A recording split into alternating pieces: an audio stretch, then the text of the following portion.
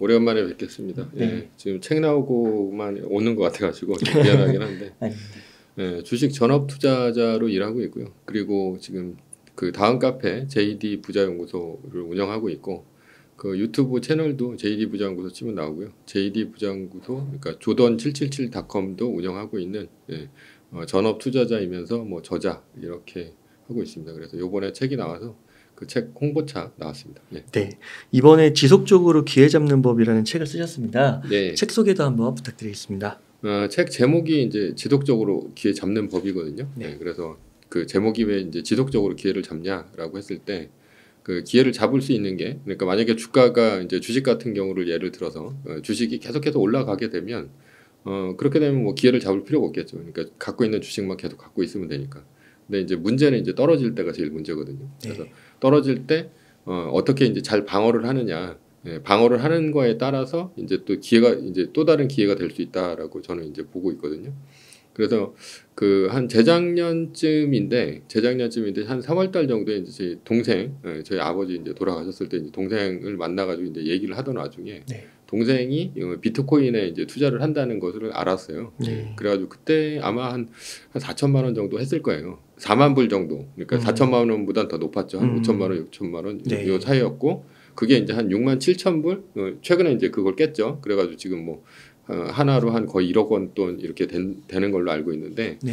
그래서 이제 한 4천만 원 이제 한 4만 불 정도 됐을 때 그때 이제 제가 이제 리밸런싱에 대해서 얘기를 했습니다. 그러니까 그 네가 만약에 그 비트코인을 갖고 있는데 이제 몇 개 갖고 있는지 잘 몰랐어요. 모르고 뭐 저 물어보지도 않았고 만약에 이거 갖고 이제 부자가 될 수 있느냐라고 했을 때는 한 개 갖고 이게 이 비트코인이 10억, 100억이 돼야지 이제 부자가 된다라는 네. 거죠. 근데 그렇게 하지 않고 앞으로 이제 이 개수를 늘리면 부자가 될 수 있는 방법이 있는데 그게 바로 리밸런싱이다 이렇게 얘기를 했죠. 그래서 어떻게 하냐 이렇게 얘기를 해가지고 제가 얘기를 한 게 4만 불이다라고 하면 이게 이제 5% 떨어질 때마다 그러니까 뭐 한 1,000불씩 떨어질 때마다 10%씩 팔아라 이렇게 얘기를 하는 거죠. 그래서 이게 거꾸로 얘기하는 거 아니냐. 떨어질 땐 사고 올라갈 때는 이제 파는 거 아니냐 이렇게 얘기를 하더라고요. 그래서 그게 아니다. 사람들이 이제 진짜 불황이 와가지고 이제 떨어지면 그때 현금을 많이 들고 있어야 되는데라고 얘기를 하는데 실제로는 현금이 없다. 다 몰빵이 돼 있어서 그리고 떨어지면 사람들이 이제 얼어가지고 팔지를 못한다.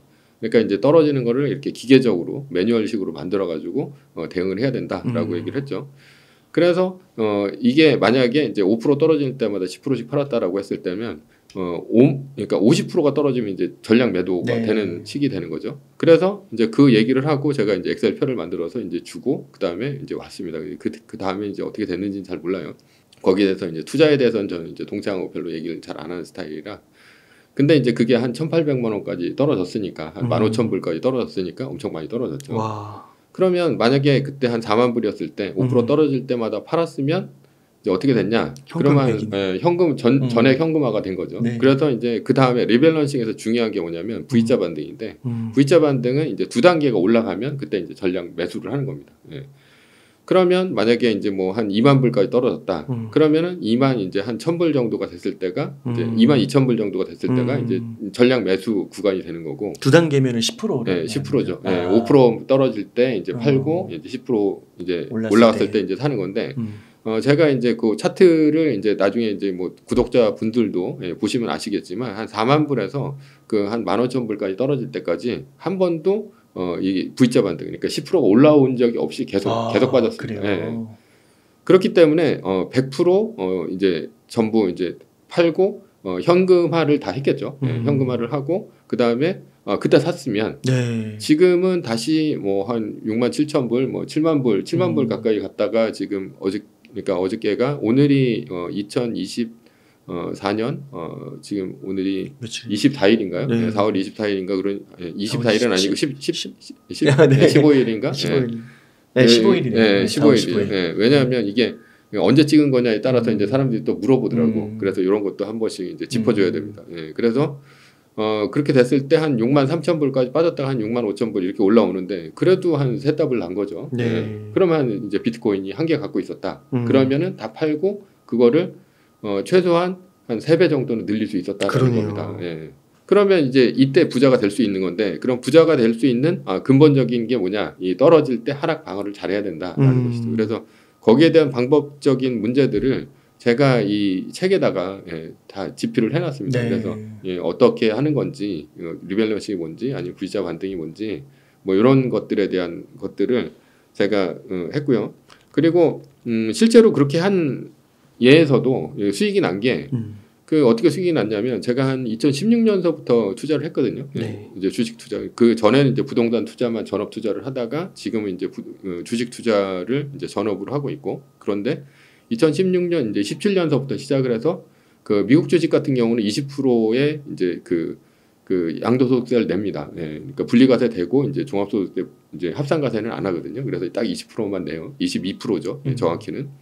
근데 한 번도 세금을 안 낸 적이 없습니다. 매년 세금을 냈어요. 그럴 정도로 그래서 2022년에 무려 나스닥이 30%가 빠졌고 애플도 29%가 빠졌습니다. 그런데도 불구하고 세금을 냈어요. 그런데도 불구하고 그때도 리밸런싱을 하신 거죠. 그렇죠. 리밸런싱을 해가지고 하고 그 다음에 2021년도에 2022년도에 어떻게 됐었냐면 2022년도에 많이 빠졌잖아요. 그때가 이제 최고점 182.01달러. 그러니까 애플이 182점 이제 세계 1등 주식만 투자를 하는데 애플이 182.01달러를 찍고 떨어졌어요. 그래서 거기서 이제 뭐 마이너스 3%가 뜨면서 그러면서 거의 한 10%만 남기고 90% 이제 매도를 그러니까 마이너스 3% 뜨면 전략 매도는 아니고 요즘에는 제가 이제 룰을 이제 바꿨기 때문에 이제 정교하게 좀 바꿨거든요. 그래서 그 자세한 내용은 제 책에 있으니까 좀 보시고 그래서 한 90% 정도 매도를 하고 그 다음에 밑에도 사기 시작했기 때문에 2021년도 이익이 2022년도까지 2월이 됐습니다. 그렇기 때문에 2022년도에 30%가 빠졌는데도 불구하고 그럼에도 불구하고 세금을 냈다. 그래가지고 2023년도 작년도에 어떤 일이 있었냐면 5월달 정도 이제 좀 있으면은 5월이면은 이제 종합소득세 이제 구간이잖아요. 그 세금을 내는데 회원분들 중에 아니 나 번급도 얻는 것 같은데 세금 낸다. 그런 회원들이 굉장히 많았어요. 근데 그게 아니라 실제로는 벌었다 이 얘기죠. 그러니까 한 번도 이 리밸런싱하고 뭐 이거를 하면서 투자를 하면서 한 번도 손해를 본 적이 없다. 무조건 세금을 냈다라는 겁니다. 그래서 대부분 한국 주식 하시는 분들은 다 물려 있는데요. 그렇죠. 네, 그래서 이 삼성전자 다 올라왔을 때 이제 다 팔잖아요. 지금 개미들 엄청 팔고 있잖아요. 그때 다 팔고 그러니까 그때는 이제 부자 못 되죠. 올라갔을 때는 갖고 있어야 되고 떨어질 때는 팔아야 되는데 사람들이 떨어질 때는 팔고 떨어질 때는 오히려 갖고 있고요. 손절을 못 하고 올라갔을 때는 한 5% 수익 나면 그때 이제 팔아버리죠. 그러니까 그러다 한 2배, 3배 이렇게 올라가 버리면 그럼 이제 사람들 좌절감이 엄청 심하죠. 그 나스닥 3% 그 룰을 책에서 자세하게 기술해 주셨잖아요. 그럼 그거 말고 아까 그 비트코인 같은 거는 5%라고 얘기하셨잖아요. 그러니까 그게 이제 자산별로 다른 거죠. 그 떨어지는 리밸런싱 정도가. 리밸런싱이 딱 2.5% 하는 거는 그러니까 2.5% 하는 거는 비트코인 아니면 뭐 이제 테슬라 같은 그러니까 5%. 그 1등 주식 이외의 모든 것들은 다 5%. 5%. 5%로 이제 보시면 되고 왜냐하면 이제 변동성이 심하고 이제 많이 올라가는 주식들 위주로 그러니까 뭐 엔비디아 같은 경우도 그렇게 되겠죠. 그러면은 이거 비트코인 만약에 리밸런싱을 지금 이제 소장님 책을 읽고 해보려고 하면 오늘 그 날짜부터 아니면 평균 단가? 오늘 날짜부터 무조건 하시면 돼요. 오늘 그 기준 가격부터 5% 정도로 잡고 리밸런싱을 하면 되는 거예요. 그러니까 뭐 비트코인뿐이 아니라 테슬라 같은 경우도 제가 이제 분석을 해서 카페에다 올렸었는데 테슬라 같은 경우가 전고점이 261.44달러입니다. 이때가 이제 작년도가 될 텐데 지금이 거의 한 170달러 정도 됐잖아요. 160 얼마까지 이제 떨어졌다가 그렇게 됐는데 만약에 이게 이렇게 5% 떨어졌을 때마다 이제 팔았다. 그러면 지금 현재는 이제 주식 비율이 거의 한 40%, 그리고 60%는 현금을 갖고 있게 되는 거죠. 그러니까 만약에 내가 이 뭐 우상향한다, 믿음을 갖고 이제 뭐 갖고 계신 분들 있잖아요. 그런 경우는 그러니까 주식 수를 늘리는 방법을 생각하셔야 된다라는 거예요. 꼭 1등 주식을 안 하신다 하더라도, 그러니까 주식 수를 늘릴 수 있는 방법이 분명히 있기 때문에 이렇게 하면 이제 떨어지면 오히려 좋아요. 그러니까 무조건 이제 100% 몰빵이 쳐져 있는 사람들은 떨어지면 이제 싫어하게 되는데 아 이게 주식 수를 늘릴 수 있는 방법이 되네라고 생각이 들면 아 떨어지면 더 떨어져라. 그렇죠. 팔아서 내가 이거를 그 주식 수를 늘려서 나중에 이게 뭐 원금을 회복하면 무조건 이제 부자가 되는 거니까. 그렇죠. 맞아요. 부자가 되는 거고 그리고 그 이상으로 올라가 버렸다라고 한다면 그는 굉장히 부자가 될 수 있는 거죠. 그러니까 엔비디아 같은 경우도 보면 많이 떨어졌다가 테슬라도 그때 한 100달러까지도 떨어졌어요. 메타도 마찬가지로. 근데 이제 제가 얘기하는 거는 이런 거는 이 리밸런싱만 해라라고 얘기를 하는데 근데 문제점이 있어요. 문제점이 뭐냐면 그 뭐 우리나라 삼부토건이라든가 이런 주식 같은 경우는 뭐 한 12만 원 찍었습니다. 2011년도인가 그때 찍고 현재가 1,700원인가 그렇거든요. 와. 그러니까 거의 한 8% 그러니까 한 원금의 한 8% 정도 수준까지 떨어진 거죠. 그러니까 미국 주식도 그런 주식들 되게 많잖아요. 소위 이제 잡주라는 주식들. 근데 그렇게 되면 지금 이렇게 하는 것 자체가 뭐냐면 솔직히 물타기입니다. 물타기. 물타기인데 물타기는 또 하지 말라고 그러잖아요. 왜냐하면 그런 주식 때문에. 근데 세계 1등 주식은 왜 제가 이제 이걸 하냐라고 하면 다른 주식에 비해서 손색 없이 올라요. 그러니까 애플도 보면은 뭐 이제 올해 이제 순위가 바뀌긴 했지만 작년까지 해서 한 10년간 10배 정도가 올랐습니다. 그 뭐 찾아보시면 나옵니다. 1등 주식 찾아보시면 나오는데 그 정도가 올랐어요. 그리고 시장이 정확히 1등 주식이 바뀔 때 이게 바뀌었다는 얘기가 되는 거죠. 그러니까 시장 따라서 가시면 되는 건데 그러니까 1등이 안 좋을 때는 2등하고 바뀝니다. 2등하고 바뀌기 때문에 무조건 이렇게 하는 게 이득이라는 얘기죠. 근데 이거는 이제 믿고 갈 수가 있어요. 어차피 세계가 망하고 주식시장이 전체가 완전히 망하고 그렇게 되지 않는 한 이 나중에는 올라갈 수밖에 없는 게 1등 주식이라는 거고 이거는 지수하고 똑같이 움직입니다. 그러니까 지수는 이제 나스닥이라든가 S&P 500이라든가 이런 것들하고 똑같이 움직이는데 뭐 예를 들어서 뭐 테슬라건 비트코인이건 뭐 믿음을 갖고 가는 거 좋은데 만약에 뭐 삼부통원처럼 뭐 만약에 한 12만 원 찍었다가 뭐 1,700까지 떨어졌다라고 하면 그때는 오히려 주식수는 늘어났는데 완전히 답이 없는 상황이. 그렇죠. 그러니까 내 노후를 이제 책임져 줄 수 있느냐. 그렇게 내 인생을 바쳐서 투자를 했을 때, 그러니까 많이 오르는 것보다는 안정적으로 오르는 게 더 좋다라고 저는 이제 생각을 하기 때문에 뭐 그렇게 하는 게 훨씬 낫지 않나. 저는 이제 그렇게 보고 있습니다. 아, 그러니까 이게 꼭 세계 1등 주식으로만 하는 건 아닌데 장기 우상향을 해야 되는 주식이나 그렇죠. 자산에는 무조건 해야 되는 거예요. 그러니까 그렇게 되는 거를 잡고 하시면 되는데 뭐 예를 들어서 나스닥에 그렇게 할 수도 있어요. 근데, 지수로. 지수로. 뭐 S&P 500도 할 수 있고.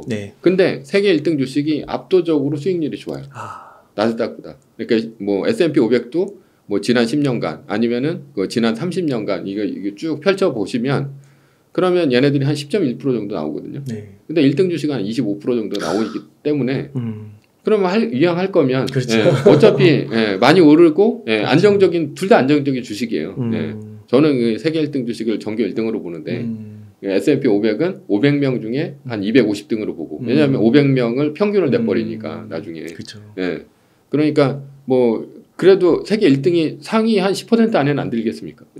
그렇게 되면 차라리 1등 주식이 더 안전하다. 근데 뭐 2등 주식을 했다가 2등 주식이 뭐 300위권 뭐 이렇게 떨어질 수도 있는 거니까 예전에 뭐 G라든가 이런 것들은 그렇게 떨어질 수도 있는 거니까 1등 주식이 좋은 거는 2등하고 순위가 바뀌어 버린다. 바뀌면 그때 갈아타면 된다라는 겁니다. 그래서 책에서 그 1등 주식이 뭐 1년 연평균 수익률이 25%라고 잡는다고 하면 그래서 1억을 10년 넣어두면 10억이 되는 거고 그렇죠. 20년 넣어두면 100억이 되는 거고 맞습니다. 그래서 이렇게 해서 월급쟁이 부자가 되는 거죠. 맞습니다. 그렇군요. 이거 되게 좋은 것 같습니다. 그러면은 그 만약에 지금 보면 애플하고 마이크로소프트하고 세계 1등 주식이 최근에 바뀌었잖아요. 그럼 이렇게 되면은 애플을 전량 매도하고 MS를 전량 사야 되는 건가요? 그 원래는 그렇게 안 하고요. 어떻게 하냐면 50%를 일단은 그 2등이 1등을 이제 순위를 이제 넘어섰을 때 순위가 바뀌었을 때는 2등하고 1등을 50% 동일 비율로 삽니다. 동일 비율로 샀다가 이게 한쪽이 이제 10%까지 벌어졌을 때 다시 그때는 이 1등 주식하고 2등 주식에서 2등 주식을 이제 전량 매도를 하고 1등 주식으로 갈아타는 네. 그게 이제 현재의 매뉴얼이긴 하죠. 네. 그렇군요. 그렇게 해서 이제 바뀌면 또 이제 그렇게 해서 또 리밸런싱을 매뉴얼대로 하는 그렇죠. 거고요.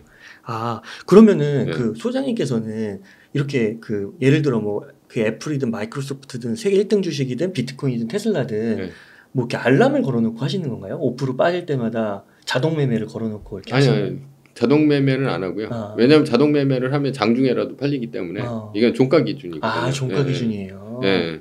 그래서 종가 기준을 보고 이제 그러니까 종가 기준이니까 그 이제 그 장이 끝날 때쯤은 일어나서 이제 봐야 됩니다. 아니면은 이제 뭐 자기는 이제 새벽에 못 일어나겠다. 뭐 요즘 같은 경우는 이제 새벽 5시에 끝나니까 그러면 이제 다음 날 아침에 하거나 아니면은 이제 다음 날 장 시작할 때 그때 하셔도 이제 충분합니다. 뭐 어차피 긴 시계열로 보면 그렇게 뭐 큰 차이는 별로 없으니까 그때 하셔도 되고 그리고 1, 2등이 바뀌는 게 마켓이 아주 기가 막히게 알려져요. 예. 그러니까 애플 같은 경우는 되게 그 혁신이 없었다. 그런 식으로 이렇게 나오고 있었잖아요. 그러니까 혁신이 없었으니까 떨어지게 된 거고 그리고 마이크로소프트 같은 경우는 오픈 AI에 투자를 하면서 인공지능이 요즘 핫한데 그 혁신이 있었다라고 하니까 이게 1등으로 치고 올라가잖아요. 그래서 애플을 오래 갖고 있었으면 오히려 2024년 4월 15일 현재 한 마이너스 4.9%가 되는 거고 마이크로소프트 주식은 13.76%가 오른 상황입니다. 그러니까 거의 한 17% 정도가 차이가 나는 상황이 되는 거죠. 그러니까 그냥 그 1, 2등만 바꿨을 뿐인데 내가 생각하는 것보다는 훨씬 더 시장이 알려주는 주식에 투자를 했을 때 훨씬 낫다라고 볼 수 있어요. 그러니까 그 마이크로소프트랑 애플이랑 이렇게 세계 1, 2등이 바뀔 때 뭔가 이게 그 모멘텀 때문에 그런 격차가 벌어지는 건가요? 그렇죠. 그거를 시장이 판단을 하는 거죠. 그러니까 뭐 내가 판단을 하는 게 아니라 저는 이제 시장을 거의 그 시장이 신이다 이렇게 보고 있어요. 그러니까 사람들이 보면은 시장을 항상 이기려고 합니다. 이기려고 하고 예측을 하려고 하는데 저는 이제 시장을 한 발 늦게만 따라가도 괜찮다 이렇게 생각하는 이유가 뭐냐면 그러니까 시장은 어떻게 변할지 모르니까 사람들이 뭐 각종 차트라든가 이런 것들을 통해 가지고 예측을 하려고 하는데 뭐 어저께 같은 경우도 예를 들어서 뭐 그 이란이 그 드론이나 아니면 미사일 공격을 했잖아요. 그러면 오늘 주식이 오를지 떨어질지를 아무도 모르는 거예요. 그런데 뭐 나스닥 선물 같은 경우는 오르고 있죠. 이런 게 여러 가지 상황이 겹쳐지면서 이 주가가 오르고 떨어지는 건데 어떻게 다음날 상황을 알겠습니까? 모르는 거죠. 모르는데 사람들이 예측을 하고 투자를 하면 어떻게 되냐? 일단 예측을 했어요. 그러니까 혹시나 맞았는데 이 사람은 그 다음 또 예측을 하는 거죠. 그러면 또 떨어질 것 같아요. 그러면 이 사람이 이제 떨어졌던 경험이 많다 보니까 어떻게 됩니까? 일단 한 5%나 10% 먹으면 바로 팔겠죠. 근데 내가 예측을 했어요. 그럼 틀렸으면 떨어졌을 거 아닙니까? 떨어졌으면 손절을 쳐야 되는데 손절을 또 못 치는 거죠. 그럼 계속 갖고 있다가 이제 자기가 갖고 있는 계좌는 전부 마이너스 계좌만 갖고 있게 되는 건데 시장 예측을 안 하는 거예요. 시장 예측을 안 하고 나는 무조건 얘가 우상향한다라고 생각을 해요. 그런 다음에 올라요. 오르면 팔지 않는 거죠. 팔 이유가 없으니까. 난 갖고 있으면 계속 부자가 되는데. 그죠? 근데 떨어져요. 떨어지면 리밸런싱을 하면 되는 거죠. 왜냐? 시장이 팔라고 얘기를 했으니까. 너무 좋은 것 같습니다. 팔라고 얘기했으니까. 그러고 그거를 이제 주식을 떨어질 때는 모아가는 기회가 되는 거고 올라가면 내 자산이 늘어나는 거고. 그렇게 되면 전혀 문제가 없습니다. 그러니까 주식 투자하면서 대응하라고 하잖아요. 예측하지 말고. 근데 그 대응이라는 단어가 되게 모호했는데 되게 구체적인 것 같아요. 그렇죠. 오늘도 주식 방송 보면서 요즘 같은 때는 현금 많이 들고 있어야 됩니다. 뭐 이렇게 얘기를 하는,데 현금이 없어. 아니 팔았어야 현금이 생기죠. 팔지 않았는데 어떻게 현금이 생깁니까? 근데 대응만 하라고 그러고 떨어지면 막상 이제 그 주식 방송에서는 현금 지금 현금 비중을 높여야 될 때입니다. 다 떨어져 있는데 그것도 그러니까 5% 떨어졌을 때 얘기도 안 해요. 지금은 잠깐 뭐 조정이니까 좀 있으면 올라갈 겁니다. 이러다가 뭐 10% 20% 막 이렇게 빠져요. 그러면 그제서야 현금 들고 있어야 돼. 지금 팔라는 얘기인가? 라는 거죠. 아니고 그렇게 시스템적으로 5% 떨어졌을 때마다 10% 팔았으면 20% 떨어졌을 때는 거의 40%를 팔았으니까. 맞아요. 오히려 떨어질 때 더 기분이 좋아요. 그럴 때는. 이왕 떨어지니까 확 떨어져라. 그러면 나는 여기서 주식수 늘려서 나는 앞으로의 이제 노후를 이걸로 준비를 하겠다라고 생각을 하면 그게 이제 훨씬 편한 거죠. 네. 올라왔을 때 주식 수량이 늘어나 있을 테니까. 그죠. 네. 아 그렇군요. 그러면 이게 아까 그 5% 구간이라고 하셨잖아요. 비트코인이나 테슬라 같은 변동성이 큰 것들은요. 그러면 이렇게 떨어지다가 이게 5% 아까 두 구간이 아니라 그 두 구간 밑에서 이렇게 계속 움직이면은 그때는 뭐 사거나 팔거나 하지 않고 그쵸? 가만히 있는 가만히 거고 있는 두 구간이 올라오면 이제 전량 또 사고 들어가는 전량 거고 거기서 또 5% 떨어지면은 또 리밸런스 들어가는 그렇죠. 거고. 야, 그러니까 이거를 과거 데이터를 몇 년치 한 연구하신 거예요? 저는 일단은 기존에 이제 investing.com에 이 나스닥 자료가 있는데 그게 이제 2000년 초서부터 있어요. 그래서 거의 한 4년 자료 보고 그러니까 그게 이제 내일의 부를 그때 이제 썼고 그래서 2020년 코로나가 딱 터졌을 때 마이너스 3% 떴을 때는 그렇게 이제 전략 매도를 해라라고 했는데 뭐 그 후로 이제 룰을 또 많이 바꿨습니다. 업데이트를 하시고. 그래서 업데이트를 해서 마이너스 3% 뜬다고 해가지고 전략 매도를 하는 게 아니라 고점 대비 얼마냐에 따라서 이제 또 매도하는 것들이 좀 차이가 납니다. 그래서 그런 방법들은 제가 이제 책이나 아니면은 뭐 강의나 이런 것들을 통해 가지고 해놨으니까 그런 것들을 좀 참고하시면 될 것 같아요. 네. 그러면 그 1등 주식으로 이제 갈아타서 1등 주식을 계속 투자하고 있는데 가격이 계속 오르는 거예요. 그럼 그 오를 때도 계속 적립식으로 사나요? 그렇죠. 적립식으로 사는데 저는 이제 그 만약에 이제 그런 분들이 계세요. 뭐 예를 들어서 월급쟁이인데 내가 이제 월급이 생길 때마다 한 100만 원씩 정도가 남는다. 그러면 이 돈을 이제 월급날 무조건 사야 되냐. 근데 저는 그렇게 얘기를 안 하고 그거를 현금화를 시켜놓고 있다가 계속 모아요 돈을. 그러다가 V자 반등할 때 그때 삽니다.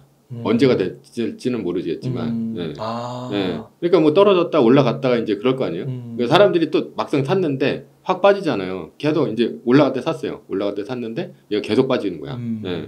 그러면 또 이제 막 후회가 되죠. 그렇죠. 그러니까 사람이 이런 감정에 따라서 되게 내가 한 행동에 대해서 후회도 하고 막 그런 식으로 하는데 제일 후회가 없을 때가 언제냐면 V자 반등했을 때 그때 사는 게 후회가 없습니다. 그럼 V자 반등이라는 건 폭이 있는 건가요, 대략? 그러니까 뭐 폭도 없고요. 그러니까 얘 주식 시장을 이제 주식을 알 수가 없기 때문에 얘가 뭐 그 1등 주식은 50%까지 빠진 적은 거의 없긴 한데 뭐 한 25% 이 정도 이렇게 빠지게 되면 뭐 거기서 이제 V자 반등 2022년도 그때 한 12월 달 그때가 이제 V자 반등 했을 때인데 그때 29%까지 빠졌죠. 애플이. 그랬다가 이제 V자 반등을 하면서 그 지금 현재가 이제 애플이 한 175달러 되는데 그게 한 190 넘어까지 올라갔어요. 그리고 그때 당시에가 130불인가 그랬습니다. V자 반등 했을 때가. 그냥 V자 반등 했을 때 샀으면 또 이제 주식 수를 늘리면서 이제 돈을 벌었고 그리고 195까지 갔지만 솔직히 그 전에 이제 리밸런싱을 하면서 좀 팔긴 했지만 결국은 마이크로소프트하고 바뀌면서 마이크로소프트로 갈아탔잖아요. 그러니까 올해는 또 마이크로소프트로 해가지고 이제 수익을 내고 있는 상태고 애플을 계속 갖고 있었으면 이제 손해를 봤겠죠. 그러니까 1등 주식이 아니면 옵션이 없는 거예요. 하나가 리밸런싱을 할 수 있어요. 근데 문제는 삼부통원처럼 되면 어떻게 되냐라는 거죠. 우리나라 건설주처럼 항공주처럼 막 이렇게 되면 계속 빠지면은 답이 없는 거고. 그러니까 그게 자기가 예측을 한다고 했지만 그 뭐 예측이 들어맞는 건 아니잖아요. 거기다 인생을 걸 수는 없잖아요. 그러니까 1등은 뭐가 좋냐? 2등하고 바뀌면 아주 그냥 명확하고 클리어하게 시총이 바뀌는 게 온 신문에 나옵니다. 전 세계 온 신문에 나오고 난리가 나요. 근데 뭐 삼성전자를 샀다. 그러면 삼성전자가 1등, 2등이 바뀌는지 어떻게 합니까? 거기서도 뭐 마켓 시장별로 1등, 2등을 갈릴 건지 아니면 우리나라로 볼 건지. 근데 우리나라는 1등하고 2등하고 너무 차이가 많이 나기 때문에 그 정도 바뀌어버릴 정도면 거의 내 재산은 작살나고 없습니다. 근데 미국은 그런 그 혁신적인 기업들이 너무 많기 때문에 뭐 엔비디아라든가 이런 애들이 막 무섭게 치고 올라오잖아요. 그러면 결국은 살짝 빠지면서 이렇게 바뀌는 그 텀이 돼요. 애플도 한 3조 달러 갔다가 빠졌을 때 치고 올라오면서 지금 3조 달러로 넘어가는 건 오히려 마이크로소프트가 3조 달러로 넘어가고 있거든요. 그러니까 그때 이렇게 바뀌었을 때를 마켓이 해주고 최소한의 손해를 보면서 갈아탈 수 있는 이런 상태가 되다 보니까 이게 훨씬 나은 방법이다. 그러면 지금 전혀 투자를 안 하고 있다가 소장님의 책을 읽고 세계 1등 사야겠다 마음먹은 거예요. 그러면 지금 들어가기에는 너무 고점이지는 않은가요? 그러니까 그거가 이제 고점인지 아닌지를 내가 판단하면 안 되는 거죠. 시장이 판단하는 건데 지금 현재는 리밸런스 중에 있어요. 현재는.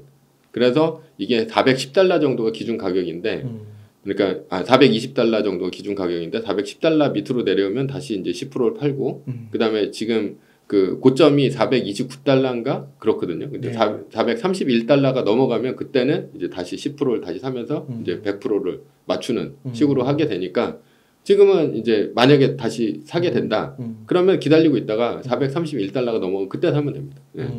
그러니까 아예 안 갖고 있다가 새로 진입하는 분들도 그 고점 대비로 해서 봐가지고 판단을 해서 계산해서 V자 반등을 했을 때만 하면 되는 거예요. 무조건 처음 들어갔을 때는. 그렇구나. 그러니까 두 구간 올랐을 때. 그러면 그 정도로 떨어졌다가 두 구간 올라가는 게 절대 쉬운 게 아닙니다. 그러니까 그렇구나. 또 먼저 진입하면 기다려야 되니까. 그러니까 뭐가 있냐면 제가 그 요즘에 그 멤버십, 그러니까 요즘 이제 뭐 멤버십이 잘 될지 안 될지는 잘 모르겠지만, 그러니까 지금 1등 주식하고 그 외 주식을 이제 한 1%씩 정도 하면서 여러 가지 주식들을 지금 하고는 있거든요. 돌리고는 있거든요. 그래서 한 뭐 자산에 뭐 1%씩을 뭐 10개 살 때도 있고 20개 살 때도 있지만 요즘 같은 경우는 거의 100%에 이제 마이크로소프트에 들어가 있어요. 근데 다른 주식은 무조건 리밸런싱만 해요. 리밸런싱만 하고 얘가 V자 반등 했을 때만 삽니다. 근데 이제 한 3% 빠지면 이제 전량 매도를 하거든요. 근데 이 V자 반등이라는 거 5% 떨어졌다가 5% 떨어졌다가 10% 올라와가지고 V자 반등해서 사는 거 있잖아요. 사고 빠지면 다시 이제 또 10%가 올라오면 그때 사거든요. 근데 그 비율이 그러니까 그렇게 하기가 너무 힘든 거예요. 왜요? 아니 그렇게 하려면 엄청난 혁신이 있어야 되고 그만큼의 이제 호재가 있어야지 올라가는 거니까. 만약 예를 들어서 애플이 있어요. 애플 같은 경우가 거의 한 195달러인가 뭐 기억은 잘 안 나지만 그렇거든요. 정고점이. 그러면 거기에서 210달러 정도가 돼야지 그때 V자 반등이 돼서 사는 거예요. 근데 얘가 170 얼마예요. 지금 그것도 한 160달러까지 빠졌다가 뭐 그 M4 칩 나온다고 해가지고 올라왔잖아요. 175달러가 됐어요. 그럼 210달러까지 갈 거예요. 잘 모르죠. 그러니까 만약에 그런 주식이면 신고가를 계속 갱신하면서 가는 주식이기 때문에 그런 주식만이 이제 갖고 가게 되는 거죠. 그러니까 사이드로 만약에 투자를 한다 했을 때도 저는 이제 아예 투자를 안 하는 건 아니고 그런 식으로 이제 여러 한 100개 이상의 종목을 보면서 그렇게 계속 치고 올라오면서 하는 거. 그러니까 엔비디아도 그래서 한 30% 정도 수익을 보고 판 적도 있고 그다음에 그런 비슷한 이제 굉장히 많이 올라가는 주식들 그런 주식들을 그런 식으로 해서도 이제 사고 팔고도 합니다. 그 V자 반등을 아까 애플 주식이 195달러가 이제 전고점이어서 210에서 이제 사신다고 했잖아요. 근데 이거를 이렇게 생각하면 안 돼요. 195에서 지금 170까지 빠졌는데 170에서 10%가 올라서 예를 들어 184, 5 이렇게 된 거죠. 이때 사면 안 돼요.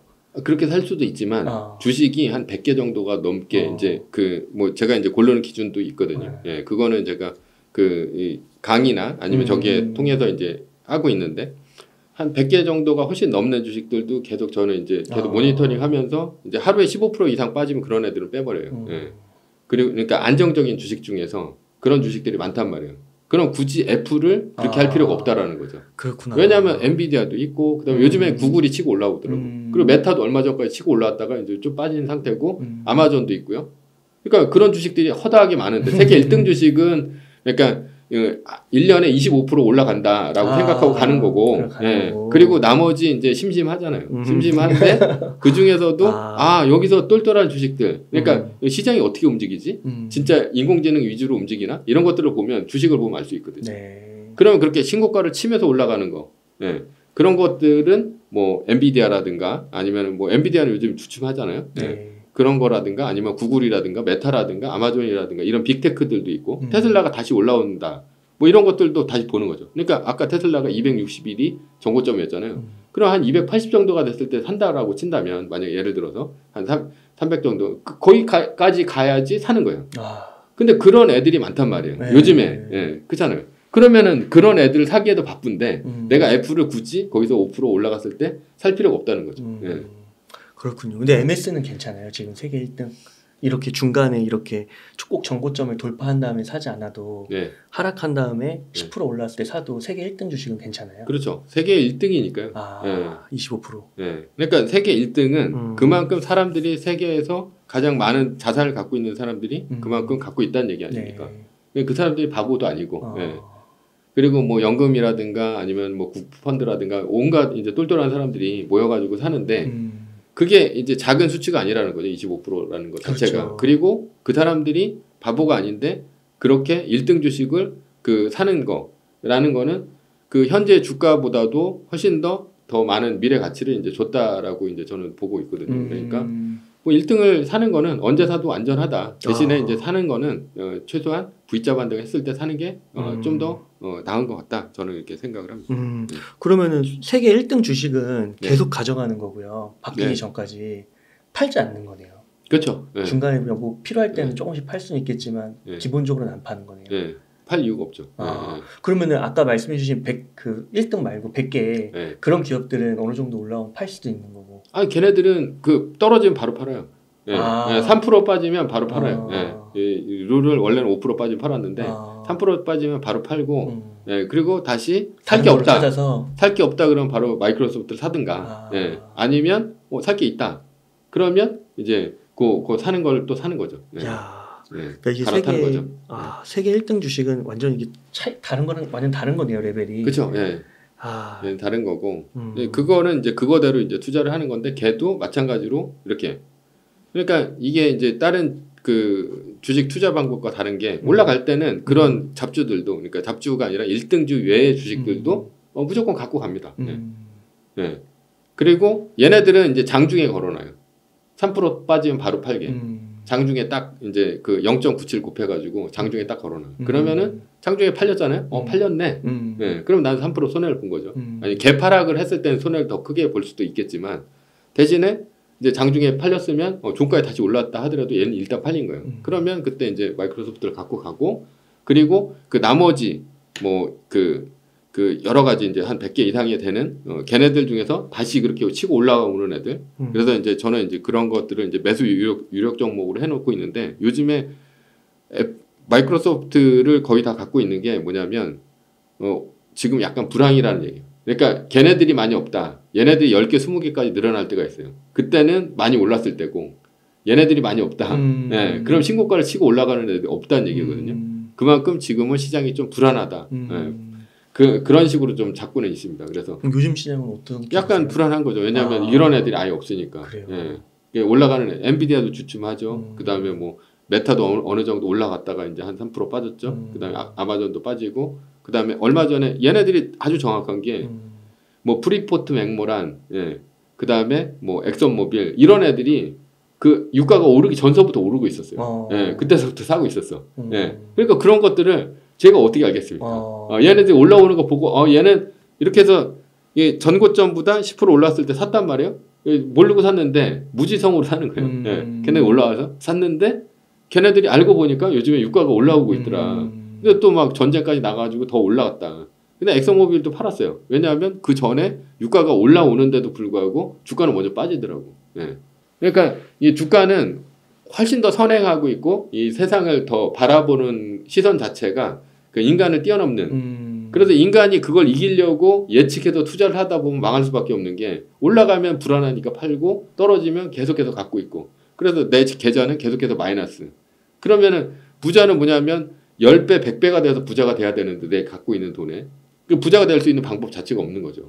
5% 떨어지 그건 뭐 거의 단타 치고서 그냥 생활비 정도는 벌 수 있어도 용돈 정도는 벌 수 있어도 절대 부자가 될 수가 없습니다. 그 개인들이 그 정보력이나 이런 거에서 기관들이나 뭐 국가나 이런 정부를 이길 수가 없으니까 그런 일들이 벌어지는 것 같네요. 그리고 또 개인 그 정부를 그러니까 뭐 기관이라든가 아니면 뭐 외국인이라든가 뭐 아니면 진짜 무슨 굉장히 많은 데이터를 갖고 있는 사람들 그 사람들도 결국은 그냥 인간일 뿐이에요. 그러니까 주가대로만 하면 가장 저는 고급 정보가 주가라고 보고 있거든요. 그렇게 해서 한 발 늦게 근데 해도 그렇죠. 상관없다. 상관없죠. 한 발 늦게 해도 상관없습니다. 진짜 좋은 것 같아요. 그렇군요. 그래서 이게 매뉴얼대로 하는 게 중요하다. 인간의 감정이나 나의 판단이 아니라. 그렇죠. 그래서 그런 것들을 책에서 잘 써주셨고. 그다음에 제가 그러면 또 하나 궁금한 게 환율을 한번 여쭤보고 싶은데요. 책에 보니까 그 달러 원 환율 2,000원 갈까라는 물음을 던져주셨어요. 근데 지금 환율이 진짜 1,380원인가 90원인가 되게 많이 올라왔더라고요. 그래서 앞으로도 환율이 중장기적으로 더 올라갈 것이라고 보시는 건가요? 그 요즘 상황으로 보면 또 이제 안 올라갈 수는 없다. 예, 이렇게 이제 보고 있는데요. 예, 그 뭐 얘기를 하자면 일단은 그 환율이 올라가게 된 게 2020년도 코로나가 터졌잖아요. 그러면서 이제 트럼프 대통령이 4조 달러를 풀었습니다. 그러면서 전 세계적인 인플레이션을 일으켰죠.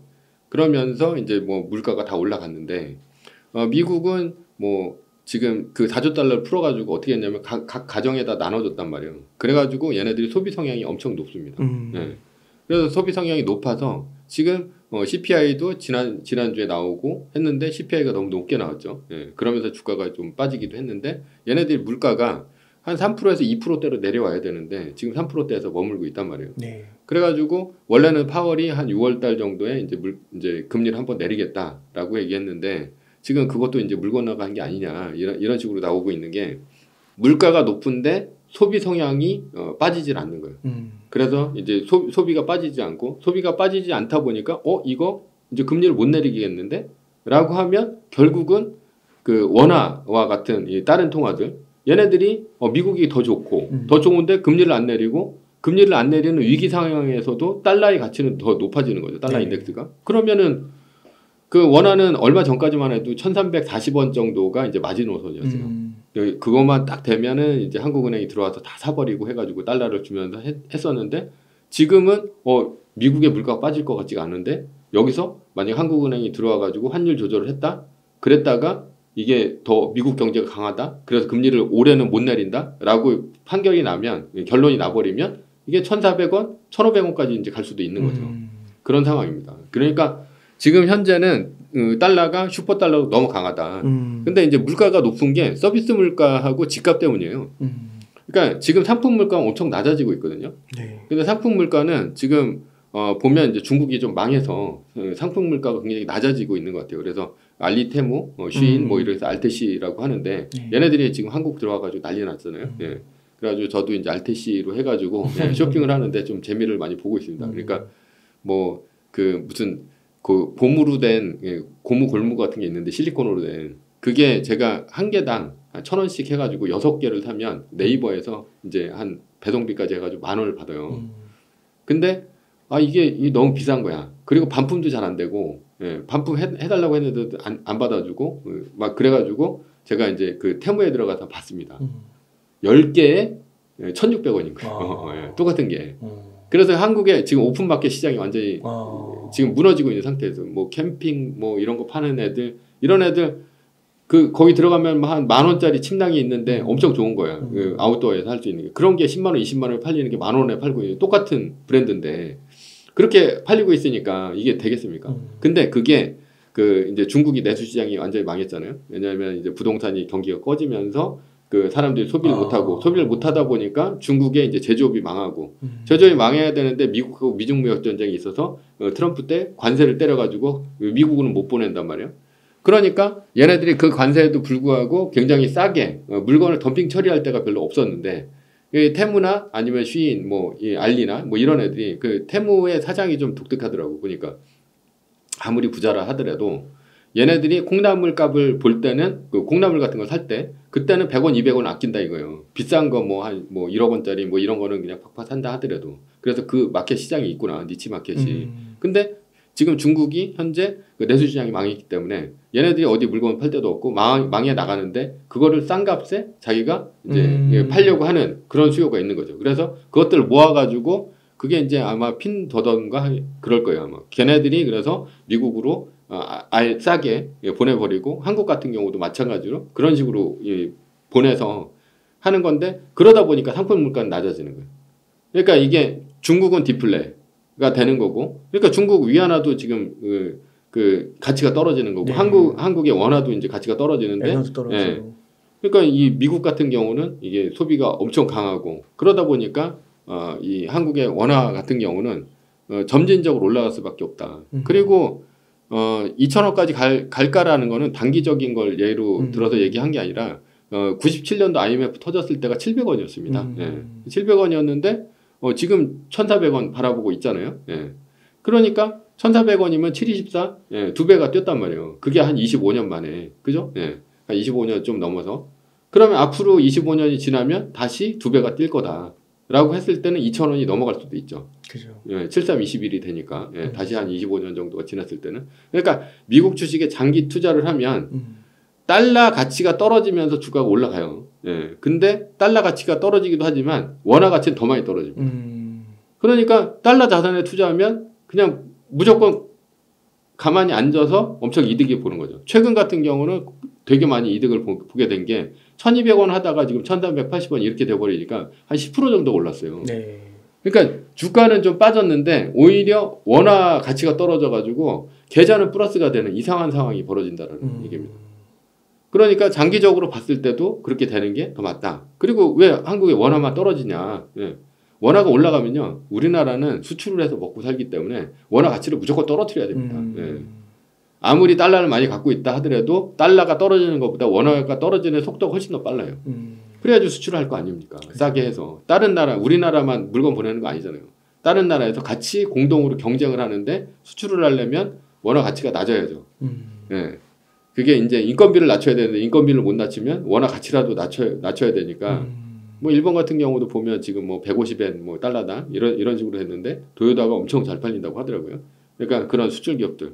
그러니까 그렇게 물가가 올라가면 이제 죽어나는 건 이제 내수. 내수에서 이제 자기 연금 생활자라든가 아니면 그냥 현찰만 들고 있는 사람. 이 사람들은 바보 되는 거죠. 네.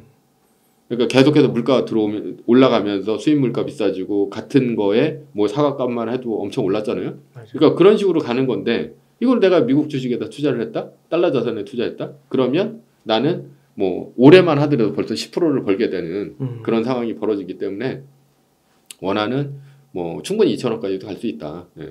라고 보고 싶습니다. 그럼 환율이 이렇게 점점 오르게 되면은 개인들이 할 수 있는 그 대응 방안은 달러 표시 자산을 사는 거. 그렇죠. 네. 그거 외에는 특별히 없죠. 네. 없어요. 달러를 사놔도 이익이 되는 거죠. 근데 이제 외환관리법에 의해서 달러를 많이 갖고 있는 것들은 이제 힘드니까. 그리고 뭐 미국 주식을 사면 또 배당도 들어오고 뭐 마이크로소프트 배당합니다. 그리고 주가도 올라가고 애국하는 거예요. 그러니까 일본이 망했어도 계속해서 무역 흑자가 나는 게 상품 수지로 무역 흑자가 나는 게 아니라 자산으로 무역 흑자가 나거든요. 네. 그러니까 그 부자가 됐을 때 엄청난 자산을 그 일본 엔화 캐리로 해서 엔캐리 트레이드로 해서 엄청나게 그 미국 자산에다가 이제 그 투자를 해놨죠. 전 세계적으로. 그렇기 때문에 지금 그 이 자산 소득으로 해서 엄청난 돈을 벌어들이고 있어요. 예, 가만히 앉아서. 그러니까 우리나라 사람들도 이렇게 미국 자산에 투자를 해가지고 한국 주식만 투자를 하면 이 달러가 올라가는 이득은 전혀 못 보잖아요. 예, 그러니까 그만큼 투자를 해가지고 벌 수 있는 거. 예. 그러면 뭐 그만큼 원화가 떨어지면 예, 뭐 국내 생활자들은 좀 힘들겠지만 수출하는 데 있어서는 좋은 거고 그리고 달러 표시 자산에 투자한 사람들 같은 경우는 또 이제 부자 되는 게 훨씬 더 좋은 거니까 예, 그 달러 표시 자산에 투자하는 게 더 낫지 않을까. 이렇게. 그 비트코인도 포함되나요? 달러 표시 자산에? 그렇죠. 예, 비트코인. 근데 이제 국내에서 사면 그게 이제 원화로만 표시가 되니까. 네. 그 비트코인은 이제 그 달러 버프라고 해서 그거는 좀 못 봤죠. 예. 근데 이제 ETF가 출시가 됐으니까 ETF를 사면 아마도 훨씬 더 이제 그게 되죠. 예. 근데 ETF가 국내에 그때 뭐 상장을 한다 안 한다 이런 얘기가 있어서 그때 예, 그게 한국에서 살 수 있을래는 모르겠어요. 근데 만약에 ETF 그 비트코인을 ETF로 산다면 달러 자산에 투자한 거와 비슷하죠. 그렇군요. 혹시 그 한국 부동산은 좀 어떠세요? 한국 부동산에 투자하는 거? 뭐 한국 부동산에 투자하는 것도 나쁘진 않습니다. 나쁘진 않은데 저는 이제 1가구 1주택을 좀 지키라고 얘기를 하는 편입니다. 왜 그러냐면 그러니까 다주택자들이 요즘 문제가 굉장히 많이 되고 있어요. 그래서 갭 투자 해가지고 뭐 100채씩 사고 그런 다음에 오르면 내 돈, 떨어지면 네 돈, 뭐 이런 식으로 해가지고 투자를 하다가 뭐 형사처벌도 받고 사기죄로 해가지고 들어가기도 하고 아예 이제 법인 같은 거 차려가지고 그렇게 했는데 그게 예전에는 통했지만 그때도 저는 이제 부동산 투자를 할 때도 이렇게 갭 투자를 하고 이런 사람들을 보면서 이게 좀 위험하다. 저도 이제 갭 투자를 예전에 했습니다. 그래서 항상 이 위험하지 않은 거에 대한 갈망이 있었어요. 왜냐면 한 100채를 갖고 있어요. 근데 뭐 전세가 이제 확 떨어져가지고 전세를 이제 돌려달라고 얘기를 합니다. 근데 떨어지면 한 개만 떨어집니까? 100개가 동시에 떨어지고 매달 이제 전세 들어오는 사람도 있을 텐데 내가 돈을 갖고 있는 게 아니라 갭을 투자했다는 얘기는 전세를 끼고 샀다는 얘기잖아요. 그렇게 되면 그 전세금이 계속 돌아오니까 그냥 바로 망하는 거죠. 지금 상황 같이 전세 가격이 이제 떨어지고 이렇게 된다면 바로 망하는 그런 상황이 되기 때문에 절대적으로 이 갭 투자를 하지 말아라. 근데 갭 투자를 하는 이유는 사람들이 돈이 없기 때문에 갭 투자를 하게 된다라는 거죠. 그래서 저는 이제 돈이 없이도 살 수 있는 방법이 뭘까? 그리고 안전하게 투자를 할 수 있는 방법이 뭘까라고 했을 때는 결국은 강남 아파트 같은 그런 아파트를 한 채 갖고 그러니까 1가구 1주택으로 갭 투자를 하는 게 제일 낫다. 여기서도 이제 갭 투자 얘기가 나오긴 하는데 그럼 언제 갭 투자를 하냐? 그러니까 현재는 힘들어요. 현재는 힘들고 거주 요건도 이제 없앤다고 했는데 없어질지도 어쩔지 모르겠고 근데 진짜로 총선 이후에 어떻게 될지는 잘 모르겠어요. 지금은 뭐 총선 전에 다 뭐 PF라든가 이런 게 부실이 있어도 나라에서 이제 막아주고 했었는데 총선도 끝났고 하기 때문에 계속해서 나라에서 나라 돈을 넣어가면서 민간 기업들을 다 살릴 수는 없거든요. 태양건설이나 뭐 이런 것처럼. 그래서 이게 부실이 터지면 그러면 이제 언젠가는 불황이 한번 옵니다. 오는데 올 때가 되면 이때는 이제 일반 매매가 아니라 경매 같은 경우로 그 대출에 대한 모든 제약을 풀어줄 때가 와요. 그게 이제 2012년도 이때도 그랬고 옛날에 IMF 때도 그랬고 이게 지금 보면 사이클상으로 보면 이때 이제 거의 왔거든요. 이게 한 12년 주기로 본다면 12년 한 15년 주기 정도로 본다면 왔는데 그러면 대출을 다 풀어줬을 때 예를 들어서 20억짜리가 한 10억까지 빠졌다라는 거죠. 뭐 그렇게 잠깐 빠질 때도 있었잖아요. 그러면 여기서 지금 10억짜리가 됐어도 내가 사지를 못하는 게 왜 못 사냐? 10억이 없잖아요. 그래서 대출을 풀어줘야 되는데 대출은 DTI, LTV 여기 다 막혀 있다는 거죠. 근데 경매로 타면 그게 풀릴 수도 있는 건데 근데 아직은 안 풀렸어요. 그래서 살 수는 없습니다. 근데 너무 어려워지면 이걸 풀어줍니다. 풀어주면 일반 매매로는 일반 시중은행에서는 못 사는데 뭐 그 어떤 지방에라든가 뭐 이런 그 수협이나 뭐 지역 단위 이제 농협이나 이런 데서는 경매 잔금 대출을 합니다. 그럼 그게 한 90%까지 나와요. 그럼 10억이면 9억까지 대출을 받죠. 대출을 받으면 그러면 한 1억에 이제 월세 얼마? 월세 한 300. 근데 이제 9억에 대해서 이자를 내야겠죠. 그럼 그때는 이제 손해를 좀 보는 거죠. 보면서 이제 버티는 겁니다. 버티게 되면 그걸로 이제 이자를 까나가는데 까나가고 뭐 거기서 종부세도 내고 뭐 그러긴 하겠죠. 근데 얘가 만약에 다시 20억이 된다면 그때는 이제 팔 수 있는 기회가 되는데 그때 다주택자는 문제가 되는 게 다주택자가 팔 수 있는 기회는 영원히 없습니다. 왜냐? 그렇게 한 2배 정도가 올랐다라고 쳤을 때는 어떻게 되냐? 세금을 2주택자는 75%, 3주택자는 82.5% 이렇게 때리면서 아예 그냥 이익 환수를 해버리기 때문에 팔 수가 없습니다. 근데 1주택자는 9억까지는 이제 양도세가 면제잖아요. 그러니까 만약에 10억이 올랐다. 9억까지 양도세를 면제. 1억에 대해서만 내는 거죠. 그렇게 되면 1가구 1주택자는 남들이 아무도 못 팔 때 나만 팔 수 있는 거예요. 그러니까 그때 이제 뭐 2021년 그때 한참 집값이 올라갔을 때 그때 막 신고가를 이제 갱신하면서 그때 했잖아요. 그때 팔리는 거는 아주 소수가 이제 그 부동산을 사면서 올라가는 건데 1가구 1주택자면서 내가 그 한 채만 갖고 있으면 양도세도 어느 정도 면제가 되는 거고 그런 상태에서는 비싼 가격에 나에 털고 나올 수가 있다는 거죠. 그럼 나오면 나 또 무주택자가 되는 거죠. 그럼 다음 사이클을 또 노리는 거예요. 왜냐하면 그게 한 10년, 20년 10년, 15년 정도 걸려서 그 사이클을 한 번 탔잖아요. 그러면 거기서 내가 거의 뭐 돈 별로 안 들여서 그렇게 산 거고 한 10억을 번 거고 그리고 중간에 전세로 갈아타게 됩니다. 왜냐하면 20억짜리가 10억이 됐잖아요. 그러면 전세는 원래 15억 정도였었거든. 그러면 10억까지 빠졌으면 얘네들 7억이나 6억까지 빠진 얘기예요. 근데 얘네들이 언젠가는 이게 내가 이제 경매로 해가지고 잔금을 받고 그 다음에 이제 그 월세를 놨으면 얘네들이 다시 15억이 되는 시점이 옵니다. 근데 일단 10억을 넘어가겠죠. 타고 넘어가면 그때는 월세를 내보내고 전세로 갈아타는 거죠. 대출금 전체를 갖고. 그러면 이제 나는 이제 돈이 안 들어가는 상태가 되는 거고 그리고 그 전세금이 올라간 것만큼 1억, 2억씩이 생기는 거예요. 차라리 그 돈 갖고 미국 주식에 투자를 하면 거기서 돈을 벌 수 있는 거고. 그러니까 이런 목이 되게 힘들잖아요. 근데 그런 식으로도 이제 오는 거고, 그리고 그 이후에는 난 양도세 면제, 그리고서 한 19억 뭐 이 정도 됐을 때 이제 털 수도 있는 거고. 그래서 저는 부동산으로서도 이게 기회가 없는 건 아니다.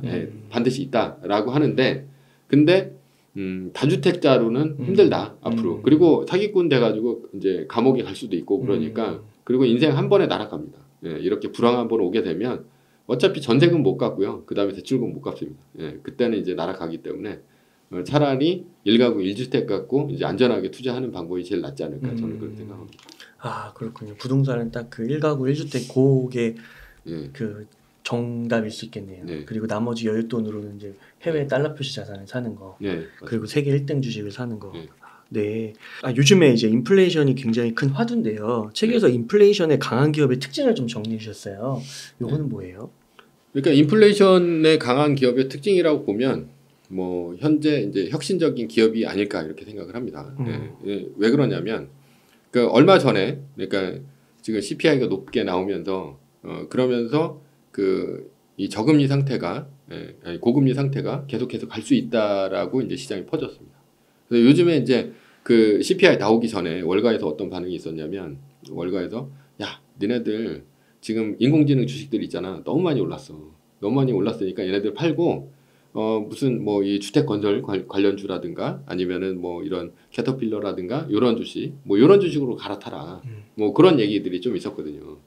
그러면서 야 이제는 만약에 금리만 내리면 얘네들 경기 살아날 거 아니니까 그러면 뭐 엔비디아라든가 마이크로소프트라든가 이런 애들 팔고 그 다음에 이런 디아 로튼이라든가 아니면 캐터필러라든가 이런 주식들 위주로 해서 덜 오른 주식들 사라라고 했는데 걔네들이 CPI 발표 딱 나자마자 엄청나게 빠졌습니다. 빠진 이유는 이제는 저금리 상태가 안 될 거라고 생각이 드는 거죠.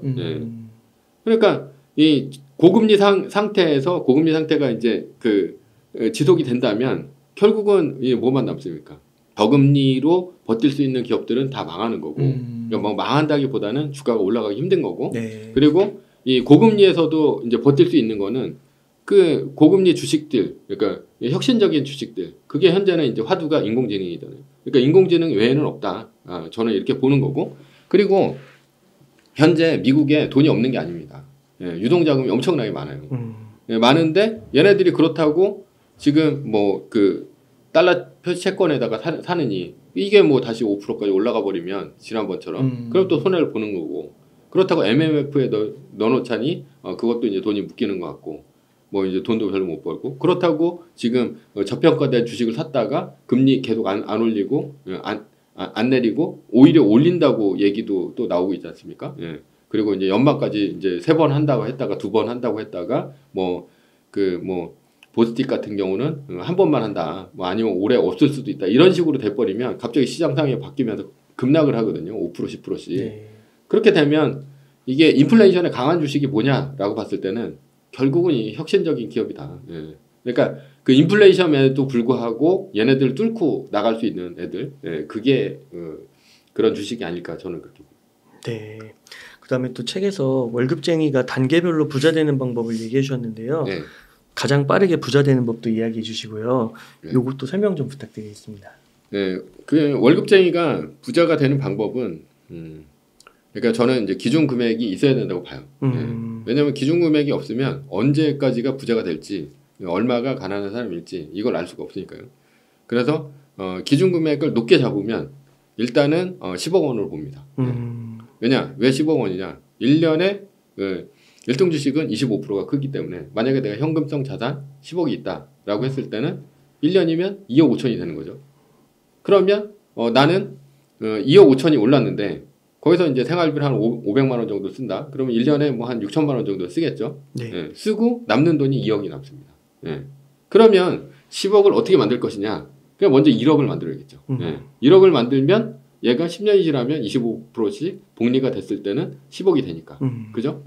그러니까 아까 이제 뭐 부동산 하는 방법도 있긴 하지만 확실하게 하는 거는 1등 주식을 갖고 10년간 했을 때 10억이 됐다. 그럼 은퇴할 수도 있는 겁니다. 그러니까 사람들이 10억을 갖고 이제 건물을 산다, 뭘 산다 그러는데 10억 갖고 살 수 있는 강남의 건물이라고 해봐야 결국은 꼬마 빌딩 몇 개 없고요. 그리고 그것도 관리하기 되게 힘듭니다. 10억 갖고 살 수도 없어요. 그 대출 이빠이 받고 요즘 3%도 안 나옵니다.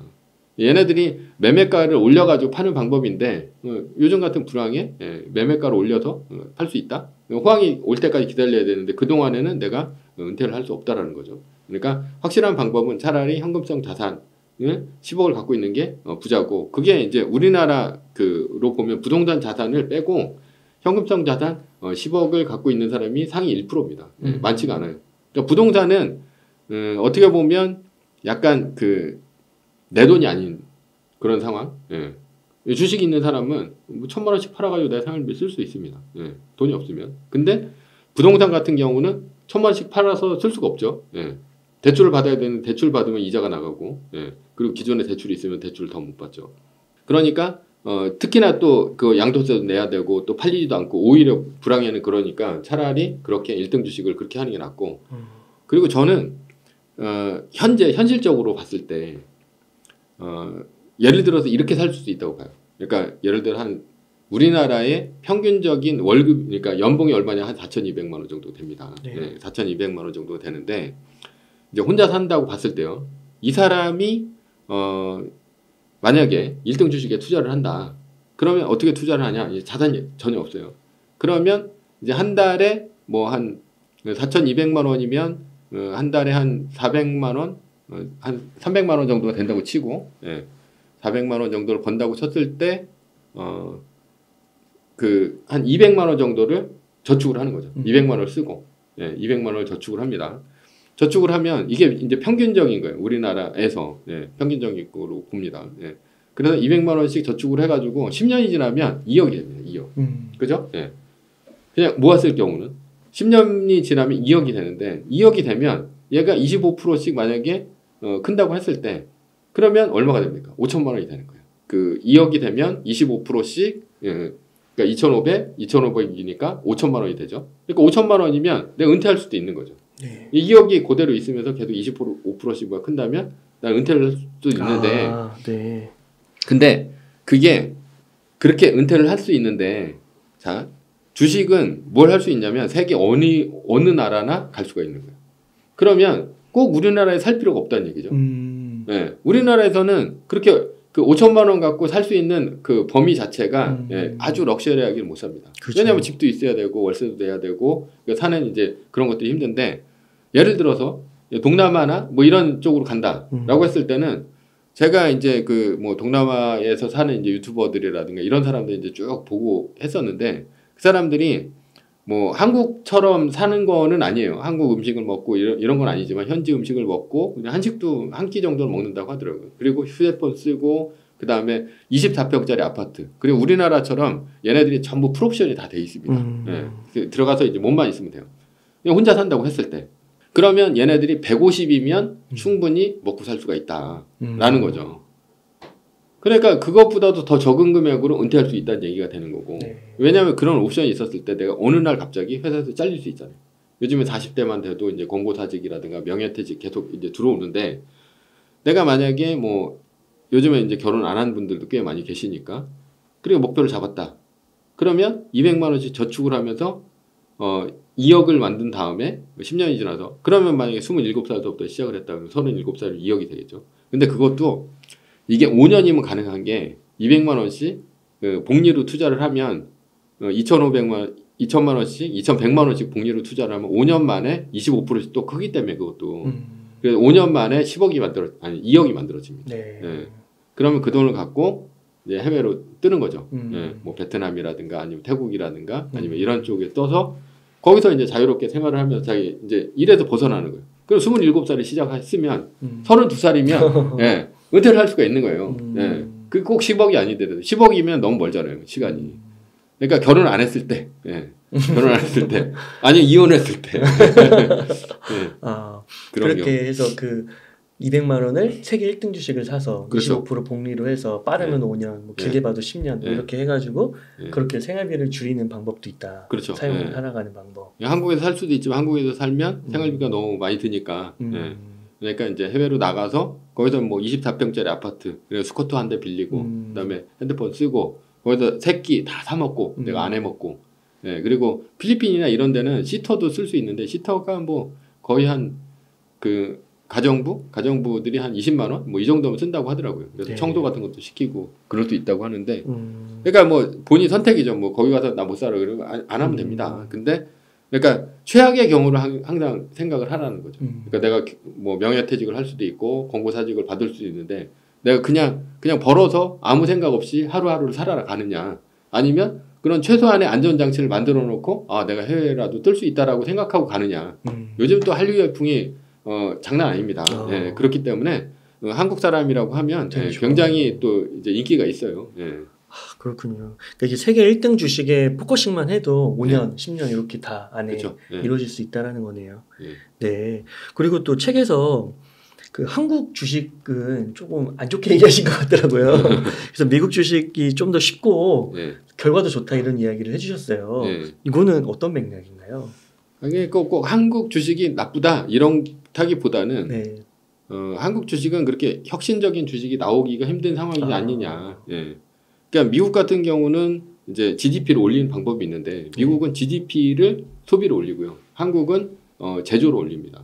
그죠? 그러면은 한국은 열심히 뭐 삼성전자라든가 이런 기업들이 뭐 핸드폰도 만들고 뭐 석유화학도 팔아가지고 해야 되는데 이 제조는 계속해서 혁신이 따르지 않으면 후발주자들이 따라잡게 돼 있어요. 그러면 뭐 예를 들어서 중국이라든가 이런 데서 철강도 잡아먹었죠. 그다음에 조선도 잡아먹었죠. 석유화학, 정유도 지금 잡아먹고 있죠. 그 먹거리들은 저긴데 그렇다고 얘네들이 혁신적인 기업이 나올 수 있는 환경이냐? 환경이 아니라는 거죠. 근데 미국은 오히려 그런 환경인데 또 GDP를 늘리기도 쉬워요. 왜냐하면 GDP는 이게 제조로 해서 수출로 해서 먹고 살 수도 있지만 그냥 돈을 찍어서 소비를 해서도 먹고 살 수 있다는 거거든요. 그냥 소비만 늘리면 돼요. 돈을 그러니까 2020년도에 보지 않았습니까? 4조 달러 풀어가지고 소비를 확 늘렸더니 전 세계가 인플레이션을 맞았고, 근데 얘네들 소비가 아직도 떨어지질 않아가지고 계속해서 돈이 도는 거. 그러니까 돈이 너무 많이 도니까. 그리고 미국 같은 경우는 한국보다도 그 인구가 많고 소비력이 훨씬 더 크기 때문에 시장이 넓어요. 시장이 크고. 근데 한국은 시장이 좁단 말이에요. 그래서 아예 처음부터 수출을 목표로 기업을 이제 처음에 꾸리는 경우가 많습니다. 그러나 미국은 내수를 목표로만 해도 충분하다는 거죠. 그래서 한국이 먼저 그 SNS를 제일 먼저 했죠. 싸이월드 했는데 미국의 페이스북 거기에 늦게 했는데도 불구하고 전 세계를 제패하고 있잖아요. 그러니까 뭐 델 컴퓨터도 그 핸드폰 컴퓨터 조립 아닙니까? 예전에 세진 컴퓨터랜드가 먼저 했어요. 그거는. 그러니까 델이나 뭐 이런 혁신적인 게 아니라는 거죠. 근데 얘네들이 소비로 그렇게 하다 보니까 그런 기업들이 많아져요. 그리고 그렇게 돈이 많으니까 또 이제 벤처 캐피탈이라든가 이런 돈을 대줄 수 있는 쩐주들이 굉장히 많습니다. 그러면 그 쩐주들이 그런 혁신 기업들을 찾아가지고 엄청나게 돈을 집어넣어 주면 얘네들이 그 내수지향을 통해서 커나가는 거죠. 근데 이게 중국 같은 경우도 마찬가지예요. 중국도 뭐 알리바바나 얘네들이 뭐 혁신적이어서 그런 거냐? 그렇진 않잖아요. 다 뭐 있는 아이템 갖고 한 건데 얘네들 시장이 커서 그런 건데 시장은 미국이 중국의 수출을 막아버리면서 시장이 쪼그라들고 그다음에 이 내수 시장이 망가지면서 중국이 크기 힘든 거죠. 그러니까 기축통화국이면서 소비 여력이 높고 소비로 GDP를 높이는 나라. 거기서 혁신적인 기업이 나올 수 있다. 그리고 그런 기업들이 계속 경쟁을 하면서 전 세계로 뿌리고, 그리고 일단 영어를 쓰지 않습니다.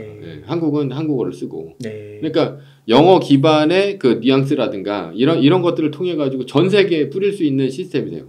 그러니까 미국이 뭐 한국도 많이 올라오긴 했지만 미국이 핫하고 이런 것들은 다 미국인 거죠. 그러니까 미국 제품이다라고 본다면, 그러니까 미국 기업이 뭐 한국 기업이 나쁘다라기보다는 한국 기업보다는 미국 기업이 혁신적인 기업이 나올 수가 있고, 그리고 전 세계를 통해 가지고 나갈 수 있기 때문에 목표 지향이 다릅니다. 전 세계를 통해서. 그러면 더 많이 주가가 오를 수가 있는 거죠. 그리고 더 많이 더 오랫동안.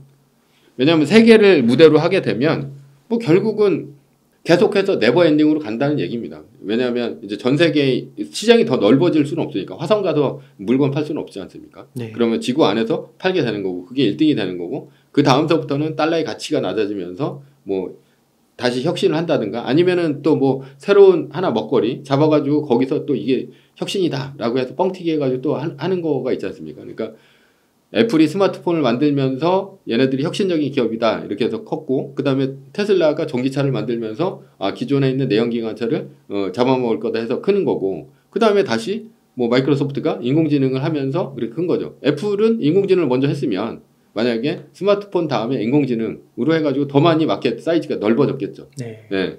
그러니까 그렇게 할 수 있는 기업들이 미국 기업들이 훨씬 더 유리하고 네, 그렇게 할 수 있는 환경이 더 크다라고 봤을 때 그래서 미국 기업이 좀 유리하다라고 보는 거죠. 그 책에서 AI에 꼭 투자해야 된다고 하셨잖아요. 그 AI의 미래를 이끌 기업은 MS로 생각하면 될까요? 그러니까 뭐 MS 외에도 뭐 여러 가지 있죠. 뭐 MS는 오픈 AI고 손잡고 하고 있고 그 다음에 뭐 지금 엔비디아라든가 아니면은 여러 가지 그 뭐 메타라든가 아마존이라든가 이런 기업들이 있는데 뭐 근데 이제 거기서 엔비디아는 지금 굉장히 도전을 많이 받고 있는 상태예요. 그래서 요즘 주가도 좀 그 어떻게 보면 약간 좀 견제를 받고 있다. 그래서 이제 $900를 이제 잘 넘지를 못하고 $900 언저리에서 계속해서 이제 횡보를 하고 있는데 그게 한 달 전까지만 해도 그냥 바로 애플은 제칠 줄 알았어요. 예. 그 정도로 기세가 높았는데 그렇게 돼서 지금 뭐 구글 같은 경우도 원래는 그 구글 이제 전용 칩을 만들면서 이제 엔비디아 칩을 안 쓰겠다. 물론 안 쓰는 건 아니에요. 예, 안 쓰는 건 아닌데 엔비디아 칩 쓰는 거 자기가 이제 클라우드 서버를 돌리잖아요. 그러니까 자기가 쓰는 TPU 같은 그런 그 전용 이제 칩을 쓰거나 아니면은 뭐 엔비디아 이제 칩을 쓰겠죠. H100이라든가 뭐 이런 것들을 쓰겠죠. 예. 그러면서 요거 이제 고객들을 통해서 이거 골라라 이렇게 하겠죠. 근데 이게 훨씬 더 저렴하게 하면 이쪽으로 갈 수도 있는 거란 말이에요. 그러면 엔비디아는 납품을 하는 입장이고 그리고 실제로 마켓의 주인 그러니까 이 뭐 클라우드라든가 아니면 그걸 통해 가지고 혁신을 일으키는 거 뭐 이런 챗 GPT라든가 이런 것들은 오히려 좀 인공지능에 있어서 메인이라고 보거든요. 그러니까 그러면은 오히려 그런 업체는 뭐 엔비디아도 어차피 파운드리한테 맡기니까 TSMC 같은 기업들도 괜찮을 것 같고 왜냐하면 그런 것들은 구글이 개발을 했어요. 그럼 구글이 공장을 만들어서 하지 않을 거 아닙니까? 그러면 TSMC한테 맡겨서 하고 애플도 또 개발하고 있고 마이크로소프트도 뭐 스타게이트인가 뭔가 하면서 또 만든다고 하니까 그러면 엔비디아 걸 쓸 수도 있지만 뭐 그거를 이제 엔비디아는 이제 전 세계적으로 지금 모든 기업들이 견제를 하고 있으니까 그렇게 아닐 수도 있다. 그러니까 뭐 무조건 이 엔비디아는 아니다라고 보는 건 아니지만 뭐 여러 가지 이제 기업들이 경쟁을 하고 있고 그 중에서 차라리 이런 하드웨어 기업들보다는 원래 이제 메인을 갖고 있는 그 소프트웨어 기업이 나온 거고 요것도 이제 성공을 해야 돼요. 지금 이제 혁신이라고 봤는데 또 혁신이 안 이루어지면 또 떨어질 수도 있습니다. 네. 그럼 만약 엔비디아 같은 주식을 샀는데 계속 오르다가 이것도 한 3% 정도 떨어지면 매도를 하는 거예요? 그거는 이제 1% 제가 이제 그 투자법을 어닝 쇼크 투자법이라고 하거든요. 예. 그래가지고 그 쇼크 투자법을 만든 것도 예전에 메타 때문에 만들었어요. 그러니까 메타가 갑자기 얘가 거의 한 $90까지 빠졌잖아요. 한 $200 하다가 지금 다시 뭐 $400 넘어가고. 근데 얘가 확 빠졌는데 얘도 보니까 V자 반등하면 사면 될 것 같다라는 생각이 들어가지고 그때 이제 산 거거든요. 근데 그걸 이제 다 몰빵을 칠 수는 없는 거고 그래서 한 1% 정도만 투자를 해봐야겠다. 그래서 걔가 한 $160 정도가 이 V자 반등이더라고요. $90까지 빠졌었는데 하여튼 그 $160인가 한 $140인가 하여튼 그랬어요. 테슬라가 $160였구나. 그리고 그때 샀다가 또 올라가니까 또 팔고 올라갔다가 이제 빠졌으니까 팔고 이런 식으로 해가지고 그 투자법을 만든 거거든요. 근데 그런 거 이제 같이 엔비디아도 그냥 무조건 3% 빠졌을 때는 현재는 그 매뉴얼이 그렇습니다. 현재는 그 1등 주식 매뉴얼이 아니라 이 어닝쇼크 투자의 매뉴얼인데 얘네들은 그렇게 고점을 계속해서 치고 올라갔을 때 그때만 사는 거고요. 그리고 이제 바로 빠지면 자동 매도 되게 걸어서 바로바로 팔아버립니다. 네. 1등하고는 또 다른 거네요. 네. 네, 그 테슬라만 마지막으로 좀 질문을 드리고 싶은데 책에서 워런 버핏은 왜 아직까지 테슬라를 사지 않을까? 우리나라 국민분들이 테슬라 많이 갖고 계셔가지고 좀 많이 고생하시는데 워런 버핏이 미래에는 테슬라를 살까요? 근데 사지 않을 가능성이 좀 크다. 저는 그렇게 보고 있어요. 예. 왜 그러냐면 테슬라의 주식을 좀 좋아하는 편이 아니에요. 워런 버핏은. 그러니까 한마디로 이제 그 우리나라 비슷한 기업이 뭐 테슬라와 비슷한 얘기는 아니지만 그런 이게 패턴이 비슷한 게 이제 LG 디스플레이나 뭐 이런 기업이 있거든요. 그러니까 뭐냐면 공장을 지어요. 그래가지고 공장 물건을 막 만들어내요. 네. 만들어낸 다음에 그 공장 물건이 만들어진 다음에는 그 이익을 거둬들이겠죠. 팔아가지고. 근데 그 판 이익금을 갖고 주주한테 나눠주는 게 아니라 이 또 쫓아오는 기업이 있고 하기 때문에 또 공장을 또 지어요. 그러니까 설비 투자에 끊임없이 돈이 들어가는. 네. 그러면 주주 환원 정책이 없다는 거죠. 그러니까 테슬라 같은 경우도 지금 뭐 혁신이 없다는 건 아닙니다. 얘네들도 자율주행을 만들고 로봇 택시가 되면 완전히 어나더 레벨로 가서 테슬라와 일반 전기차 기업은 완전히 어나더 레벨이 돼버리는 거죠. 근데 문제는 테슬라가 현재는 중국의 전기차 기업하고 경쟁을 한다는 거죠. 그럼 뭐 기가 팩토리, 상하이 뭐 이런 것들을 만들어 가지고 계속해서 설비 투자를 하고 그 다음에 뭐 오늘 사이버 트럭도 이제 중단을 한다고 했는데 뭐 그런 식으로 신모델을 만들어서 추력 경쟁을 할 수밖에 없어요. 그러니까 뭐 지금 샤오미도 만든다, 뭐도 만든다 하면서 뭐 수백 가지 모델들이 난립을 하는 입장에서 테슬라가 고급향은 오히려 그 벤츠라든가 이런 쪽에 밀리고 있고 그리고 이 저급향은 중국한테 지금 끼인 상태가 아닌가라고 봤을 때 그러니까 끊임없이 혁신을 통해서 하는 게 아니라 그러니까 애플 같은 경우로 좋아하는 게 애플은 그 전부 만들어내는 거 공장을 설비를 증축을 하고 사람을 쓰고 이런 것들은 전부 폭스콘에다가 외주를 줘버리고 얘네들은 오로지 자기 생태계 iOS를 갖고 뭐 30% 이제 그 사람들한테 뛴다든가 뭐 이런 식으로 해가지고 이 생태계를 늘리고 혁신을 통해 가지고 하는 거잖아요. 예. 그런 식으로 가는 기업들, 그러니까 돈이 안 들어가는 기업들을 좋아합니다. 예. 그러니까 뭐 소프트웨어 기업이 그러니까 그걸로 보면 그렇게 되는 거고, 근데 꼭 그렇다고 또 소프트웨어 기업을 또 좋아하는 것 같지는 않아요. 그러니까 그런 식으로 많이 늘어날 수 있는 거 그리고 그러니까 무슨 뭐 그 캔디 기업이라든가 뭐 이런 기업들처럼 안정적으로 돈이 들어오면서 필수적인 기업. 그런데 얘네들이 설비 투자에 계속해서 돈이 집어넣는 건 싫다. 예. 그래서 아마도 워렌 버핏은 테슬라가 로봇택시가 돼서 그리고 로봇택시가 되는 거를 TSMC 같이 그런 회사에다 맡기고 자기는 이 자율주행만 하는 그 생태계를 갖고 돌리면서 거기서 요금을 받고 우버 자체를 다 없애버리고 뭐 이런 식이 됐을 때는 아마도 살 수 있을 겁니다. 왜냐하면 그게 그 생활에 완전 필수 불가결이 되고 그 다음에 마르지 않는 자산. 그러니까 이게 무슨 설비 투자처럼 계속해서 뭘 해야 되는 자산은 전부 애플처럼 외주에다 맡겨버리고 그렇게 됐을 때는 가능성이 있는데 지금 현재는 좀 힘들지 않을까. 저는 그렇게 봅니다. 그러니까 그 애플도 좀 늦게 투자했잖아요. 그죠. 네. 그런 것처럼 테슬라도 그렇게 좀 일단락이 국면이 정리가 되면 네. 그때부터 투자를 또 할 수도 있겠네요. 네. 시간이 좀 더 필요하겠네요. 네, 소장님 감사합니다. 소장님 그러면 지금 한 1억 원 정도 여유 자금 있으면 어떻게 좀 투자를 하시겠어요? 당연히 세계 1등에 투자를 하시고 몰빵은 아니시잖아요. 몰빵이죠. 1억 다?